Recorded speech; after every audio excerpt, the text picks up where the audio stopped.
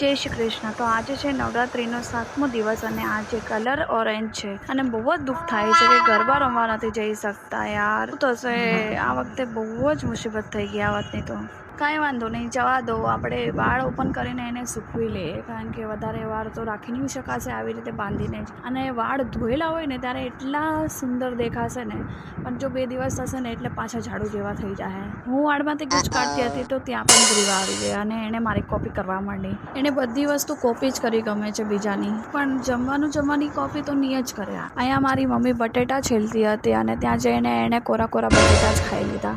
અને આજે બપોરે જમવામાં બી સાબુદાણાની ખીચડી બનાવી હતી। આર્યન ખાનનું આ પહેલું પિક્ચર તમને કેવું લાગ્યું કમેન્ટમાં જરૂર જણાવજો મને। અને આને ક્યાંયથી પણ મોબાઈલ મળી જશે ને તો એના કાર્ટૂન ચાલુ થઈ જશે। જો કેવી રીતે બધું જ કરતા આવડે છે આજકાલના છોકરાઓને।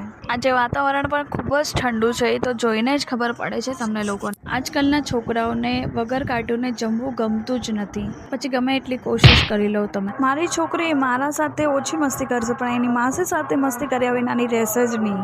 સાંજે મેં એને મગનું પાણી દીધું અને ચમચીમાં પાણી તો જો કેટલું બધું લીધું છે, પણ એક વાત કહું તમને, જેમ જેમ આ છોકરી મોટી થાય છે એમ આના નખરા પણ વધતા જાય છે। આજે થાળમાં બી સરસ મજાનું હતું, રબડી જલેબી, લાડવા, શાક ભાત અને રોટલી ને પાપડ હતું। તો આ હતો મારો આજનો દિવસ। તમને કેવો લાગ્યો કમેન્ટ કરીને બતાવજો અને લાઈક શેર અને સબસ્ક્રાઈબ કરજો।